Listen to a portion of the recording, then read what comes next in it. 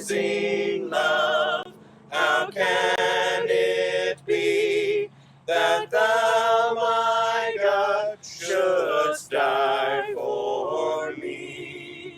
Hey everyone, Pastor Bill Wiggs here from the Sunfield and Greenwood United Methodist Churches in Southern Illinois with a devotional for Friday, September 18th, 2020. Now you will remember if you watched Wednesday's video that we have entered into a study of 2 John. In that video I told you that this is a letter from John, the beloved apostle, brother of James, that he is referred to as the elder here, and gave a lot more information about that. This is a very short book of the Bible and is a true epistle, a true first century letter.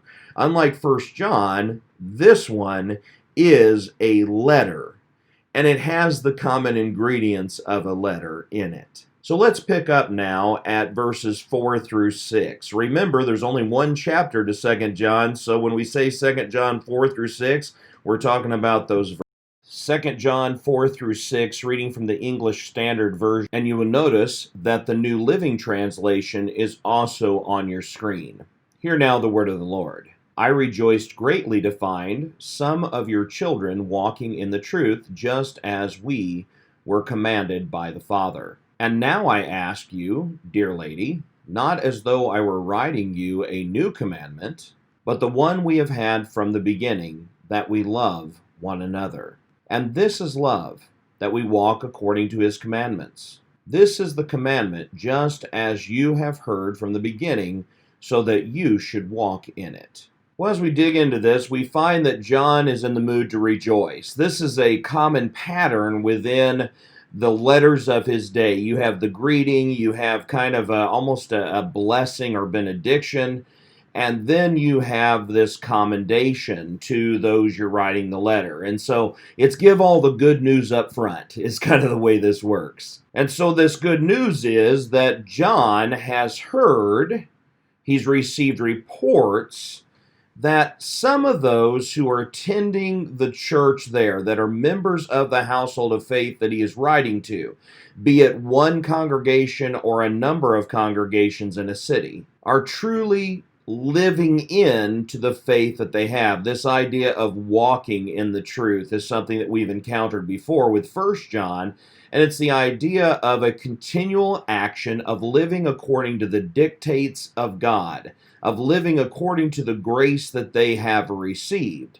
And so he does call them children. Remember, this is his preferred way of talking about his disciples or his congregation, is as little children or children. Remember, he's the elder, and they're the children in this. A child is simply someone who is a learner and has not yet taken leadership in the church per se.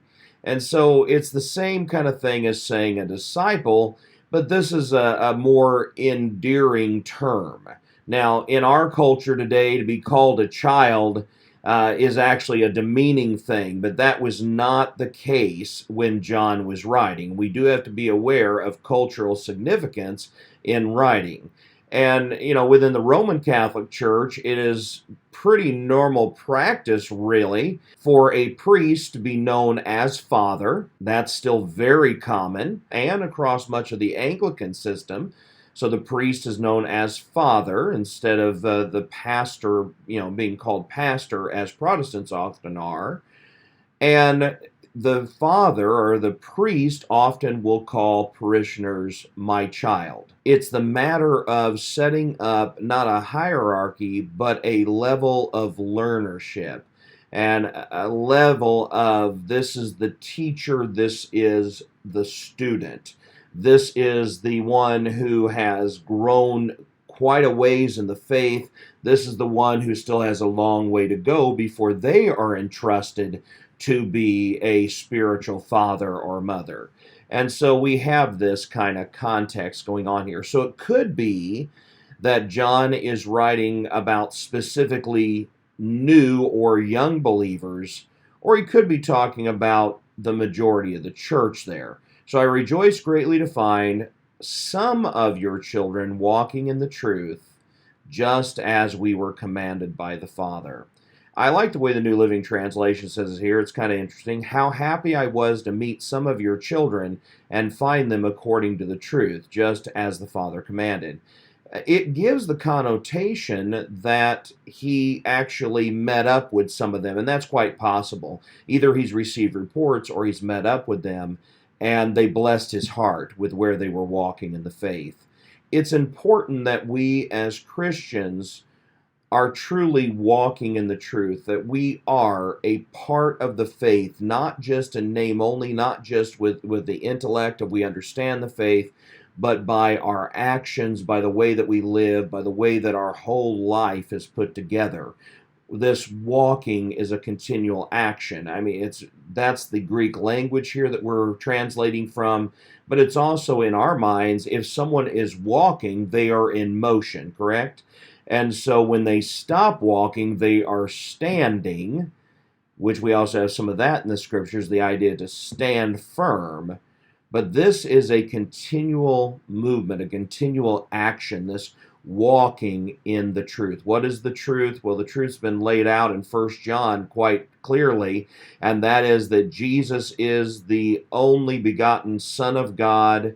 He is truly human and truly God, fully both at the same time, that he was indeed born of the Virgin Mary, that he did suffer under Pontius Pilate, he was crucified, dead, and buried. He did rise from the dead, ascend into heaven, and all who believe on him will be saved and be adopted into the family of faith, thus becoming God's dear children. And so walking in this truth also has the connotation of moral action. I think I've mentioned this before, but I often told my kids that when they left the house, they were representing our family, and so what they did reflected on us. It's the idea of remember who you are. For my kids, remember that you are the children of Pastor Bill and Becky Wiggs. Now, some people say, well, that was too much pressure to put on your kids. I don't think so. I think the problem we have a lot of times is that we don't encourage children to keep a good name for their family and how important that is.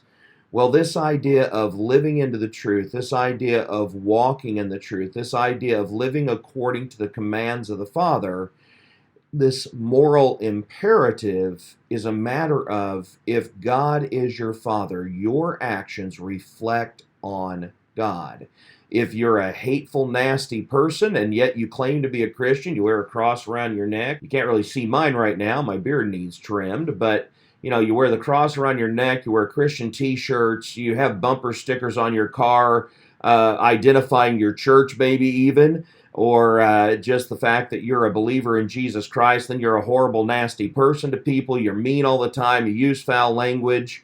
You're living a truly immoral life, and when someone asks you, well, how can you live that way? What do you mean? I'm a believer. Yeah, but you're not walking in the truth.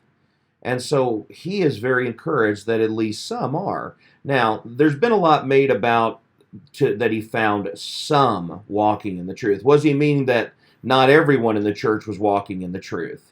Well, some commentators say no, he was just saying, he's actually had reports of some or met up with some, and he hasn't met everybody in the church. That could be it, but I think the context we're dealing with probably is the fact that, yeah, he's encouraged that at least some of the church and maybe some of the younger believers or newer believers are actually following along with the faith, walking in the truth, whereas some may not be.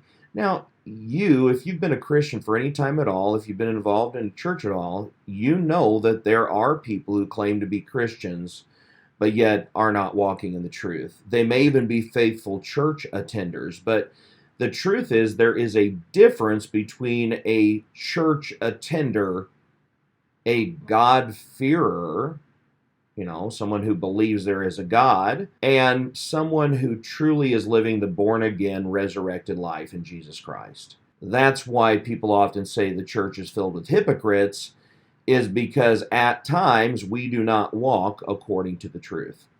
So that's just part of it, but he's rejoicing in the ones that are. it's always more important for us as Christians to focus on what is positive than on what is negative. And I think that we spend an awful lot of time in the negative and we forget to rejoice in the good things, especially the good things of people who are living out their faith. When we come to verse 5, we find that he says to the church, the dear lady, that he has some instructions, but it's not a new commandment. Not as though I were writing you a new commandment, okay?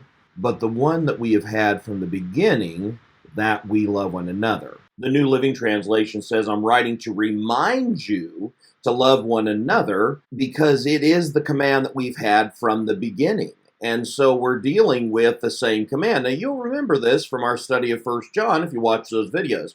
If you haven't watched those videos, please go back and find them. I think that they will help you in your understanding here and perhaps help you grow in your faith. But the reason he keeps saying this is not a new commandment is because it's a commandment that is already received from Christ himself. In John 13:34-35, Jesus is speaking here and he says, a new commandment I give to you, that you love one another just as I have loved you, you also are to love one another. By this, all people will know that you are my disciples if you have love for one another. So Jesus gives this command to all of his disciples, and by extension down to us, that we are to love one another and to follow his commandments. This is the way that others will know that we are Christians, that we are loving them. We are loving each other as brothers and sisters in Christ. We are following the commandments of God. And then in 1 John 3:11, John, the beloved apostle, who's writing 2 John as well, he says this, for this is the message that you have heard from the beginning, that you should love one another. And so the church has been taught from the very beginning of when Christ was walking the earth in physical form, when he was here as Jesus of Nazareth, that you are to love. Love for God is the first commandment. Love the Lord your God with all your heart, soul, mind, and strength. And the second is as unto it, and love your neighbor as you love yourselves. And so he's wanting the church to exemplify that same kind of love that Christ had for us, that self-giving, self-sacrificial love that Jesus had, that took Jesus all the way to the cross, and that this is a commandment that they ought to love one another. And so in other words, there ought not be any backbiting in the church. There ought not be any one-upsmanship. There ought not be any lording it over each other, but simply that they are to live according to the dictate, the commandment to love one another as Christ loves his church. And so that is the same command that we have today as believers in Jesus Christ. I think a lot of times we are unloving to our brothers and sisters in Christ because we're more concerned about law than we are about love. We're more concerned about how we're being treated than how we're treating others. We do live in a society today that really talks about our rights, our entitlements, our, what I get, what I'm able to do, more than we really talk about the love and care of others. Now, in a political situation, you're dealing with law, quite obviously.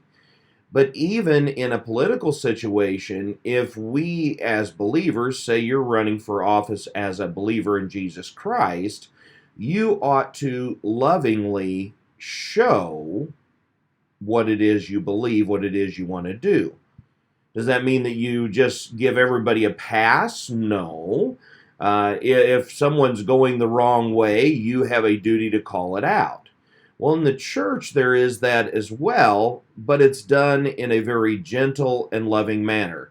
The church and state are two very different things. However, when we say that there's to be a separation of church and state, what was meant by that originally was not that the church ought to have nothing to do with the state whatsoever. It simply meant that the government could not control the church, or to put it even better, they could not make a state church such as you had in England, the Anglican Church, or in France, which was Roman Catholic at the time, or Italy, Roman Catholic, and so on and so forth. And so when we get into these realms where the church is up against the world, the church is in politics, or the church is in community, or whatever it is, it's important that the love that we show to one another is reflected in our relationships with the world as well. And by this, Jesus says, that you love one another, that you show his caring love, then others will know that you are disciples of Jesus Christ. I think that the world would find the church less threatening if we truly showed love. Now, there's a qualifier to this love, and we find that in the next verse. And the qualifier is this: and this is love, that we walk according to his commandments. Now notice that. Love is paramount in the church. God is love. Anyone who does not love their brothers and sisters in Christ does not have the love of God in them. But that love has the qualifier that we are to walk according to the commandments of God. And so love does not mean throwing out the law completely. Jesus never threw out the law, he just simply fulfilled it. Remember that, that's important. And so it doesn't mean that we have an anything goes kind of theology, whatever feels good, do it. That is secular humanism. That is not the faith of the church. There are certain commands, there are certain laws, there are certain standards for moral relationships that Christians are to follow. And when someone fails to live up to those standards, does that mean that we have to go, well, you're out of here, I don't love you, just go away, and treat them badly? No, in fact, we should love them all the more and love them enough to tell them, remember, speak the truth in love. It's important, speak the truth in love, to let them know that they're going in the wrong way, the way that leads them away from the faith, the way that leads them away from salvation, that broad road that leads to destruction instead of the narrow path that leads to life in Jesus Christ. And so our loving relationship with one another must be in line with the gospel and with the law, commandments, moral standards of God. And then he goes back and says again, this is the commandment, just as you have heard from the beginning, so that you should walk in it. So nothing really new here, just a reminder, and we need the reminder that we are to live for God with every fiber of our being, that our moral life, our financial life, our church relationships, our relationships with our spouse, our relationships with our brothers and sisters, our family of origin, our relationship with our own children and grandchildren, our relationship with the community should all be reflecting the love of Christ, and our lives ought to be reflecting the love of Christ in the guidelines of the commandments of God and his moral will for our lives. And he says then, remember, this is something we've known from the beginning. Now you should walk in it. You should walk in it. Well, as I think about this, I am reminded that there are a lot of times where we do not live up to that standard of love. And there's a lot of times that we do not live into the moral character of God, that we do not live into the commandments or laws of God. And so what needs to happen in that is that we need to repent when we fall short of the glory of God. There's not a one of us that is perfect in the static sense of we never make a mistake. But all of us, if we're believers in Jesus Christ, should be going on to perfection. And so today you should be more loving than yesterday. If yesterday you failed, if yesterday you let anger get a hold of you, if yesterday you let old ugly kind of push you in the wrong direction, if yesterday your old carnal nature came out, then today in your repentance to God, you need to repent of those things and ask the Lord to give you the strength to walk according to His commandments and to live into His love. And I know that God will do that. There's times that I fail to fully live into His love, and the Holy Spirit smacks me upside the head with that holy 6x6. Remember, I said before, a holy 2x4 is not nearly strong enough to get my attention sometimes.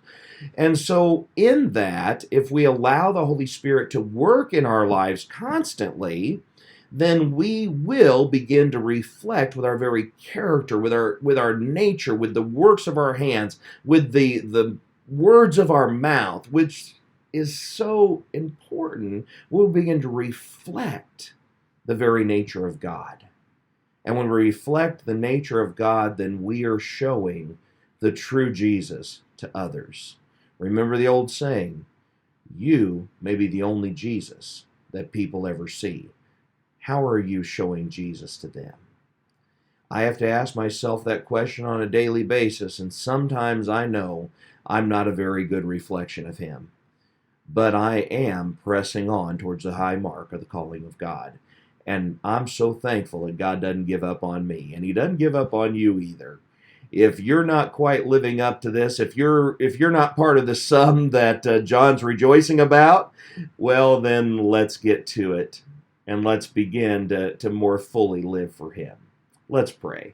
Lord Jesus Christ, we thank You that You never give up on us. We thank You for Your word that constantly reminds us how we are to live, how we're to glorify You, how we're to love one another in the church, how we're to love all those whom You gave Your life for. Father, we just ask that You would continue to work in us. Where we have failed, Father, I just ask that Your Holy Spirit would speak into our hearts, that we might repent of our failure to live up to Your standard. And then, Lord, through the power of Your Holy Spirit, place in our heart not only a desire for what is right and to show Your love, but also a strength of character that makes us really move toward that high calling that You have for us. Lord, when the world sees us, we want them to see You. We want to be that perfect reflection of You. So guide us in Your holiness today, that others might come to know You. And we'll give You all the glory. Father God, continue to be with the sick today. Be with those who mourn.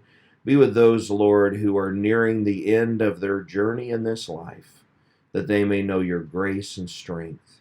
And for all who are lost, Lord, for all who have not come to a saving knowledge of You, we ask, Lord, that You would place in their path today a Spirit-filled Christian who can share with them the good news, so that they too might enter Your heavenly kingdom. For it's in Jesus' precious name that we pray. Amen. Well, as you know, this is Friday, and as my old professor always said, Sunday's a-comin'. And I do want to remind you that at Sunfield and Greenwood United Methodist Churches, we are meeting in person.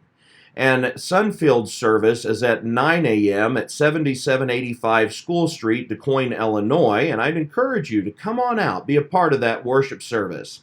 Also remember that we are under some COVID-19 restrictions, and so we need you to wear a mask when you come into the building. We need you to have checked your temperature before you've come to make sure that you're well. If you're sick, we ask that you stay home, watch us online, and participate in that way. If you really are struggling with health conditions that may make you more susceptible, it might be wise for you to stay home. But if you are all able to come, we invite you to come and be a part of our worship service here at the Sunfield United Methodist Church at 9 a.m. We also meet then at 10:30 a.m. at the Greenwood United Methodist Church, 2638 Park Street Road, Mulkeytown, Illinois. And I encourage you to come out and be a part of that worship service. The Sunfield service will be streamed online on Facebook and on YouTube at the 9 o'clock hour, barring any complications. And the Greenwood service, and I hope that it works this time. We've had trouble the last 3 weeks. I hope that I can have it for you. We will record that service during the worship service at 10:30. And as soon as I can get it uploaded, it will appear on the Greenwood Facebook page and my personal YouTube, Pastor Bill Wiggs Jr., where, again, some of you are watching this video. I hope that you'll come out and join us in worship. I really encourage you to. The fellowship of believers is so important. Put on your mask when you're heading into the building and when you're greeting one another around. Sorry, no hugs or handshakes right now. I look forward to the time when we can do that again.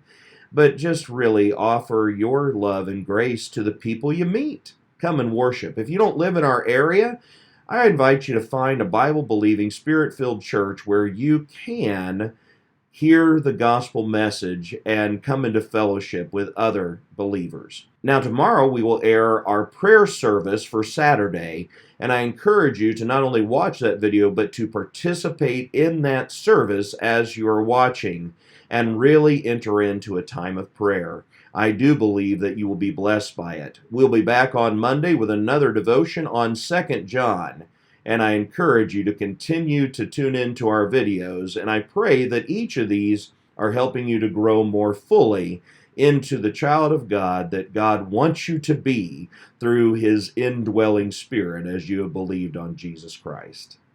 Well, until tomorrow, my brothers and sisters in Christ, may the Lord bless you and keep you. May His face shine upon you, and may He give you peace. In the name of the Father, and of the Son, and of the Holy Spirit. Amen. You have a great rest of the day. God is faithful.